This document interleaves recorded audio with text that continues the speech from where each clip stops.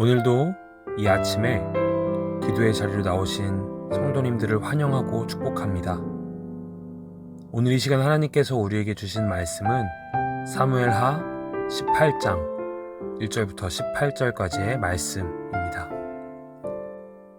이에 다윗이 그와 함께한 백성을 찾아가서 천부장과 백부장을 그들 위에 세우고 다윗이 그의 백성을 내보낼새 3분의 1은 요압의 휘하에 3분의 1은 스루야의 아들 요압의 동생 아비새의 휘하에 넘기고 3분의 1은 가드 사람 이떼의 휘하에 넘기고 왕이 백성에게 이르되 나도 반드시 너희와 함께 나가리라 하니 백성들이 이르되 왕은 나가지 마소서.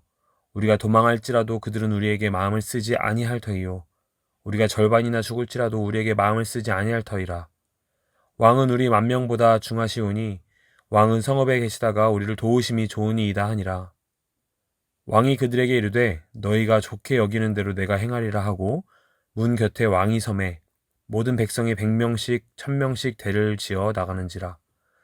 왕이 요압과 아비새와 이떼에게 명령하여 이르되 나를 위하여 젊은 압살롬을 너그러이 대우하라 하니 왕이 압살롬을 위하여 모든 군 지휘관에게 명령할 때에 백성들이 다 들으니라.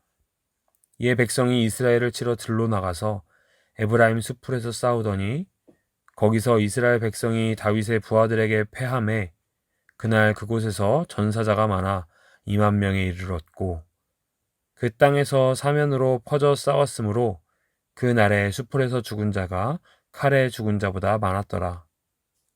압살롬이 다윗의 부하들과 마주치니라. 압살롬이 노새를 타는데 그 노새가 큰 상수리 나무 번성한 가지 아래로 지날 때에 압살롬의 머리가 그 상수리 나무에 걸림에 그가 공중과 그 땅 사이에 달리고 그가 탔던 노새는 그 아래로 빠져나간지라. 한 사람이 보고 요압에게 알려 이르되 내가 보니 압살롬이 상수리 나무에 달렸더이다 하니 요압이 그 알린 사람에게 이르되 내가 보고 어찌하여 당장에 쳐서 땅에 떨어뜨리지 아니하였느냐. 내가 내게 은 10개와 띠 하나를 주었으리라 하는지라. 그 사람이 요압에게 대답하되 내가 내 손에 은 1000개를 받는다 할지라도 나는 왕의 아들에게 손을 대지 아니하겠나이다. 우리가 들었거니와 왕이 당신과 아비새와 이떼에게 명령하여 이르시기를 삼가 누구든지 젊은 압살롬을 해하지 말라 하셨나이다. 아무 일도 왕 앞에는 숨길 수 없나니 내가 만일 거역하여 그의 생명을 해하였더라면 당신도 나를 대적하였으리이다 하니 요압이 이르되 나는 너와 같이 지체할 수 없다 하고 손에 작은 창셋을 가지고 가서 상수리 나무 가운데서 아직 살아있는 압살롬의 심장을 찌르니 요압의 무기를 든 청년 10명이 압살롬을 에워싸고 쳐 죽이니라. 요압이 나팔을 불어 백성들에게 그치게 하니 그들이 이스라엘을 추격하지 아니하고 돌아오니라. 그들이 압살롬을 옮겨다가 큰 숲을 가운데 큰 구멍에 그를 던지고 그 위에 매우 큰 돌 무더기를 쌓으니라. 온 이스라엘 무리가 각기 장막으로 도망하니라. 압살롬이 살았을 때에 자기를 위하여 한 비석을 마련하여 세웠으니 이는 그가 자기 이름을 전할 아들이 내게 없다고 말하였음이더라. 그러므로 자기 이름을 기념하여 그 비석에 이름을 붙였으며 그 비석이 왕의 골짜기에 있고 이제까지 그것을 압살롬의 기념비라 일컫더라. 아멘. 후세의 계략이 성공하여 다윗은 목숨을 유지할 수 있는 시간을 얻었던 것뿐만 아니라 이후에 군대를 정비하여 맞서 싸울 수 있는 시간까지 확보하였습니다. 그래서 천부장과 백부장을 세워 전쟁을 위한 확실한 준비를 하게 됩니다. 오늘 본문에서 이뤄지는 전쟁은 한 나라에 있어서는 승리를 향한 기쁜 전쟁이지만 한 왕에게 있어서는 슬픈 전쟁입니다. 왜냐하면 적군의 대장인 압살롬이 죽는 전쟁이기 때문입니다. 압살롬을 죽인다는 것은 그 전쟁의 승리를 가져와 이제는 다윗이 완전히 왕권을 가져온다라는 것을 의미하기 때문에 더 이상 도망하는 일 없이 그 나라의 평안을 누릴 수 있게 되는 것을 의미합니다. 하지만 다윗에게 있어서 압살롬은 사랑하는 아들이었습니다. 비록 자신에게 반기를 들고 공격하는 아들이었지만 사랑하는 아들이었죠. 그렇게 압살롬이 죽게 되는 이 전쟁은 그 나라에는 기쁘지만 아버지인 다윗에게는 슬픈 전쟁이었습니다.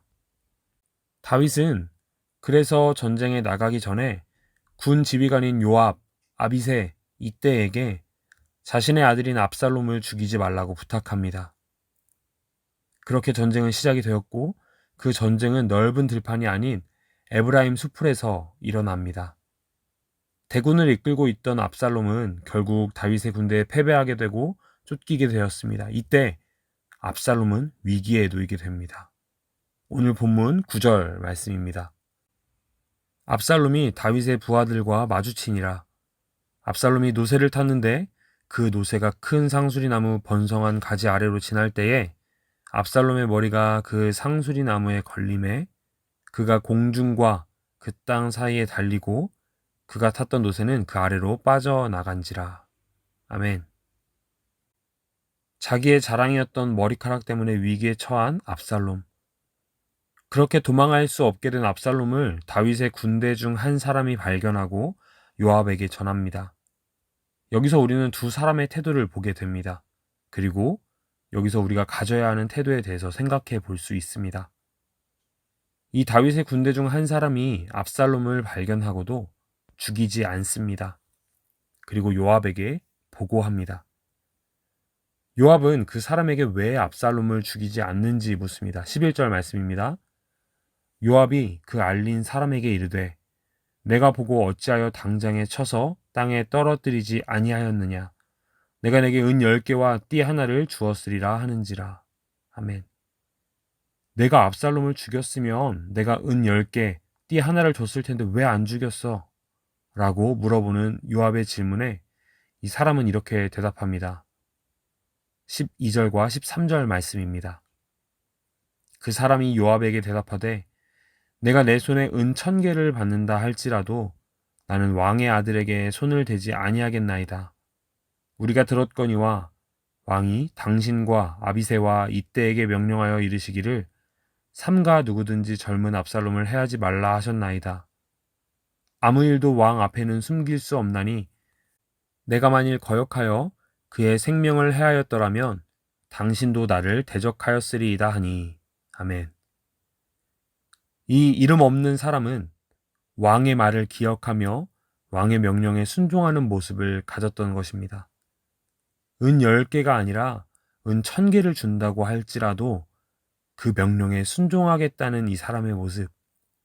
그리고 어쩌면 이후에 요압이 그 사건 때문에 혹시라도 책임을 떠넘기고 대적하는 것까지도 생각하여 행동한 지혜로운 행동이라고 할 수 있습니다.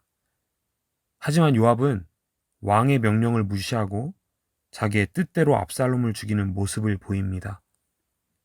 요압은 이전에도 자기의 동생 아사엘이 아브넬에게 죽임을 당했을 때 그 복수를 하기 위해서 왕의 명령과 뜻을 생각하지 않고 자기의 뜻대로 행동하였습니다. 이번에도 피해 전쟁을 빨리 마무리하기 위해 압살롬을 죽이는 것이 요압의 생각에는 더 중요했던 것 같습니다. 그래서 주저하지 않고 창으로 압살롬의 심장을 꽤 뚫었습니다. 오늘 성경에서 이러한 요압의 행동이 잘한 행동인지 잘못한 행동인지는 설명하지 않고 있습니다. 하지만 오늘 말씀에서 이름 없는 병사가 행했던 왕의 명령을 지키려고 했던 그 태도를 생각해 보면 좋겠습니다. 우리가 하나님의 말씀을 듣고 순종할 때에 이 이름 없는 병사처럼 어떤 이익이 우리에게 주어진다고 해도 그 말씀에 온전히 순종하려는 태도를 가지고 있는지, 아니면 요압처럼 그 명령을 무시하며 자기가 생각하기에 옳은 대로 행동하는 태도를 가지고 있지는 않은지 돌아보는 시간을 가지면 좋겠습니다.